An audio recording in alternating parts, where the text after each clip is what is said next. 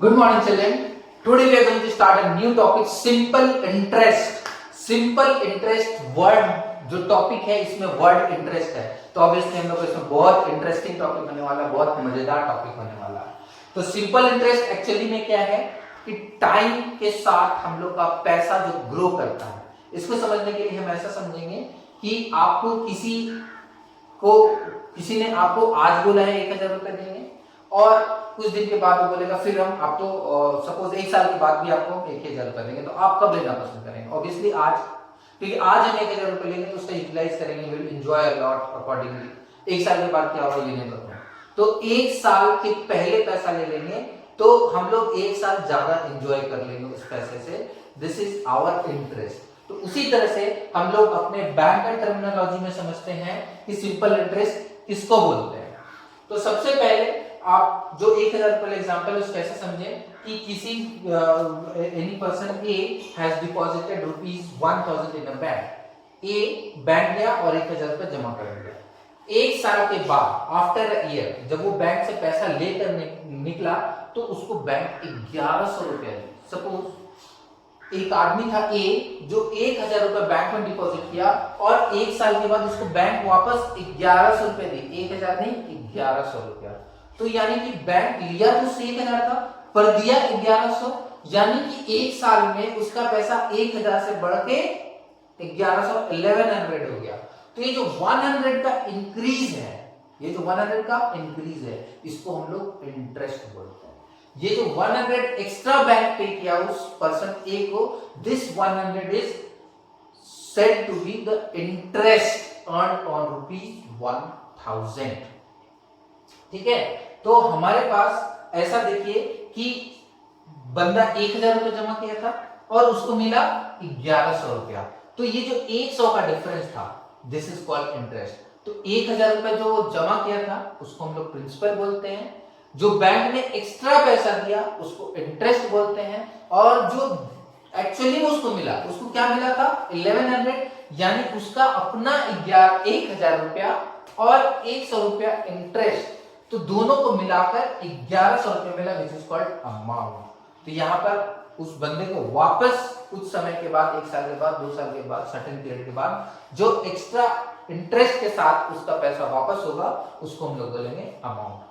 तो यानी कि बेसिकली हम लोग का पैसा टाइम के साथ ग्रो करता है, समय के साथ बढ़ता है, तभी तो 1 साल के बाद 1,000 रुपए 1,100 रुपए हो गया, 2 साल के बाद ये 1,200 हो जाएगा और अकॉर्डिंगली ये बढ़ता ही जाएगा।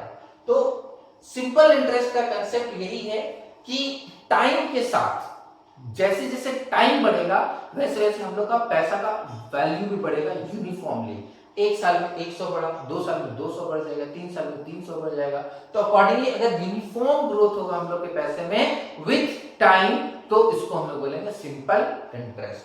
बाय डेफिनेशन इसको बोलते हैं if interest is calculated uniformly on principal throughout the period.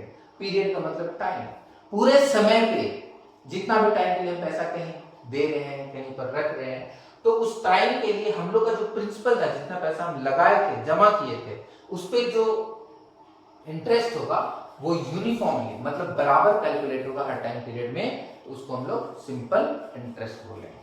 यानी सिंपल इंटरेस्ट के लिए बेसिकली हम लोग के पास 3 चीजें होनी चाहिए, पहला प्रिंसिपल, दूसरा रेट और तीसरा टाइम। प्रिंसिपल तो आप लोग समझ गए, प्रिंसिपल मतलब वो पैसा जो हम इन्वेस्ट कर रहे हैं, जो हम लगा रहे हैं, जो हम बैंक में डिपॉजिट कर रहे हैं। टाइम जितना समय के लिए लगा रहे हैं, 1 साल, 2 साल, 4 साल, 6 महीना, whatever.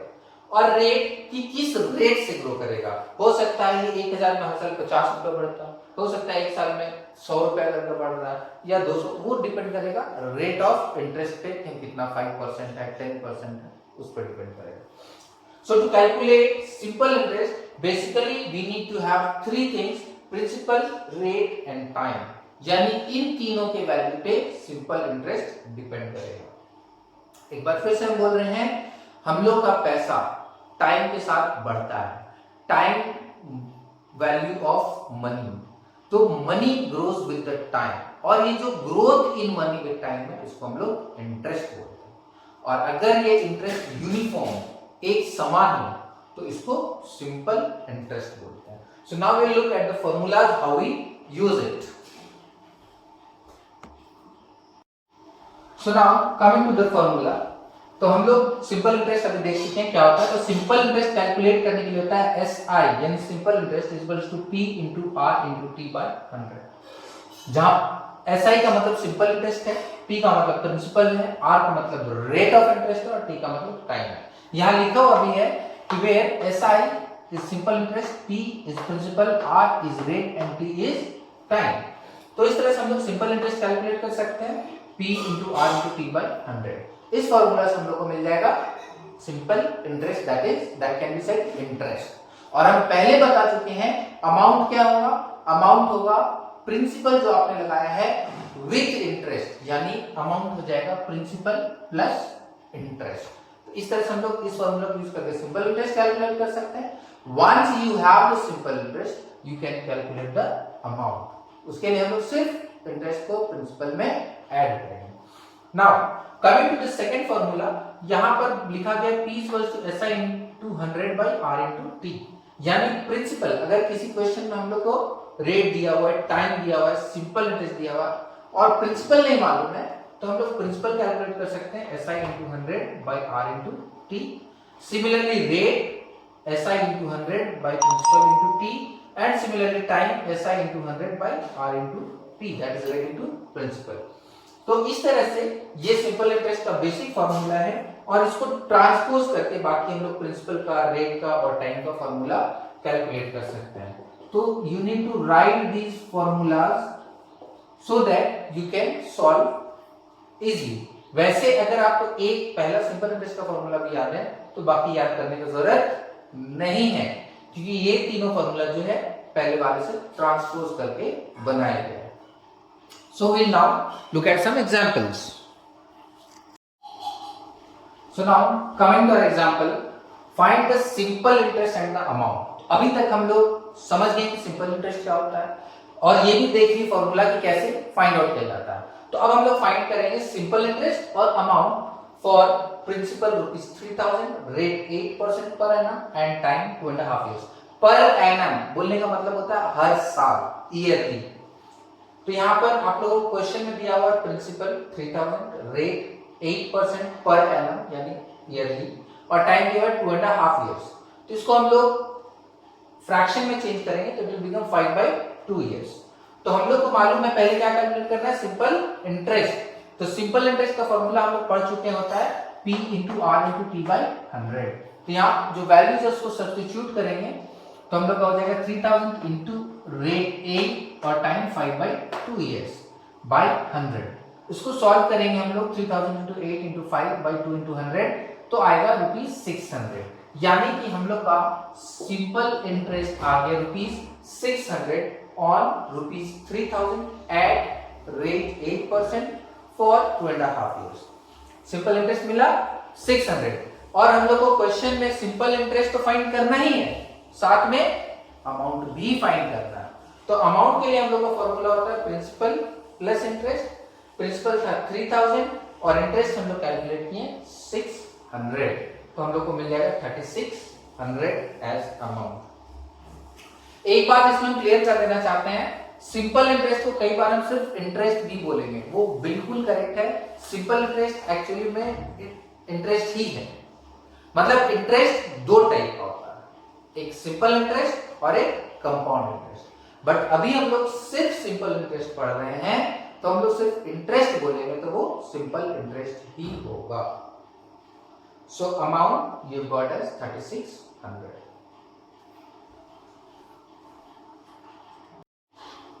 So now coming to the next example, we need to calculate the time where principal is ₹10,000, amount is ₹12,000 and rate is 5%। तो यहाँ पर प्रिंसिपल दिया हुआ है, अमाउंट दिया हुआ है, रेट दिया हुआ है, टाइम कैलकुलेट करना।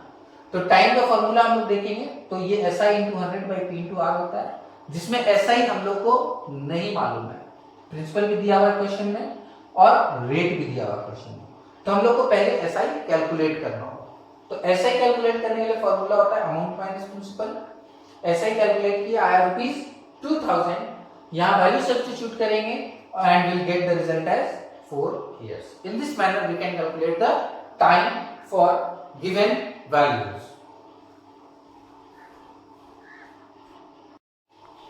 Now the next example we need to find the rate.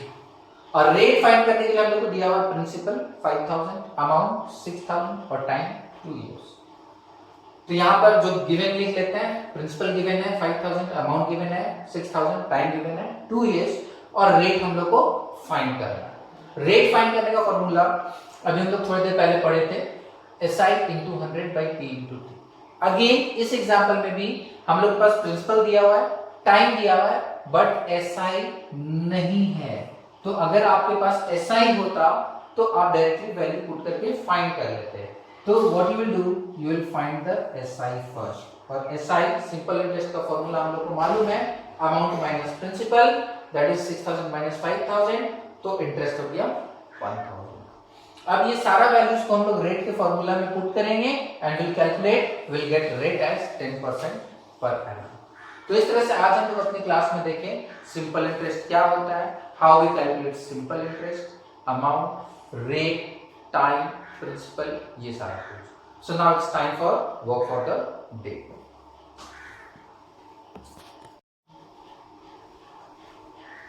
So now it's time for work of the day. So today you will be solving exercise 5.5 question of 1, 2 and 3 and example 25 and 26. So I think everything is clear to you all. In case of any doubt, do ask me, do ask your respective teacher. वैसे थोड़ा सा अगर दिक्कत होता है तो एक बार video pause करके वापस करके देखोगे, क्लियर हो जाएगा, बहुत ही इजी चल रहा है। Thank you everyone, have a nice day.